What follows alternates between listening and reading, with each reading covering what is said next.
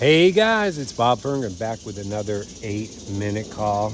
I read this Bible verse this morning. God will not be mocked. You reap what you sow.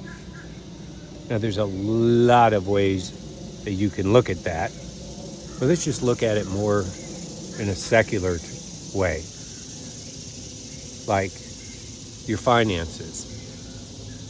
For me, my whole thought all the way through my corporate career was just outwork everyone. And that served me well. I made my boss look good, so I got promoted, and I made my next boss look good. I provided not only the quality of products, but the sales and the profits, and then exceeded those. So I got promoted. I eventually ran a number of different companies in the hospitality world using really primarily brute force, hard work, dedication, and those type of things. But there's more to it, and there's really an easier path to financial success. And it really took me probably into my 40s really to discover that. And that was this whole concept of reaping what you sow. So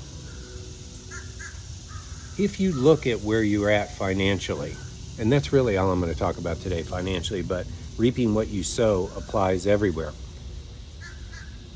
So let's just say that your goal is to be earning $10,000 or $100,000 a month, right? Okay, so what would you have had to have planted, sowed to accomplish that? Let's think about it. What would you have had to have planted or sowed, the seeds that sow, in order to accomplish that? Well, number one, you'd have to be right. You'd have to be working on yourself. You would have to be doing the things that it took for you to be able to not only earn that money, but keep earning that money. So what does that mean? That means personal growth, right? Right now, if you're earning $5,000 a month and you want to go to $10,000 a month, and you're not at $10,000 a month, what do you have to do? You can do more of what you're doing, but wouldn't more of what you're doing get you the same thing that you have right now?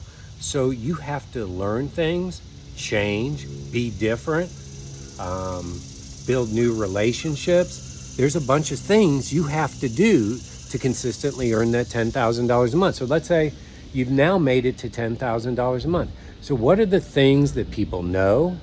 How do they behave? How do they follow up? What are their relationships like of the people who earn $100,000 a month? So what's the best way to figure that out?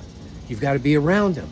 And then you have to sow the seeds that will allow you to reap that. So what does it mean? It means higher levels of communication skills, higher levels of interpersonal skills, higher levels of financial knowledge, financial acumen, right? I mean, it's one thing to earn $100,000 in a month. It's another thing to keep earning $100,000 a month.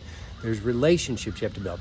So if you're wanting to build this thing, like a financial thing, in order to earn a certain amount of income for a certain reason with right now. Now, I think there's other things to this. There's, the right heart, the right spirit, generosity, giving, caring. I mean, there's a lot of things you have to do to be a great steward of $10,000 a month and a great steward of $100,000 a month. And listen, we can all talk about the bad people that earn ridiculous amounts a month, but I'm a different guy. I try to look at things spiritually.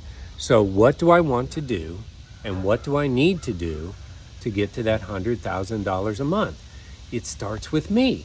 I have to have a mindset that says, yes, first of all, I deserve it. Second of all, I'm going to do good things with it. Third, I'm going to do the learning and change. It's one thing to learn. A lot of people learn. A lot of people attend seminars. Lots of people listen to podcasts. Lots of people even have mentors, but don't really change. Now, I'm not talking about changing your basic fundamental values. I'm talking about changing what you do every day. What you do every day will determine what your life looks like next year and 5 years and 10 years from now. So there's so much to it, but what I really want you to get is this point. No matter where you're stifled, where you're struggling, and again, we're talking finances today. We'll apply this to other things in other conversations. But if you're struggling, what are you sowing? What are you sowing into yourself so that you reap more? What are you sowing into others so that you reap more? What are you sowing into new learning situations, new relationships? What are you sowing in order to reap? I got to tell you, one of the big secrets to it is, what are you giving? How much are you giving in order to get? If you give, you're going to get. That's just kind of how it works. And so when you get, you got to give more. And that means, guess what? You're going to get more. And then you're going to give more. There's a whole lot to that. I've shared some of this before. I'm going to share some of it before. But here's the deal. Understand this reaping and sowing thing. Look at your life. What are you sowing every day? Are you sowing Netflix? Are you sowing wasting time looking at Facebook? Are you sowing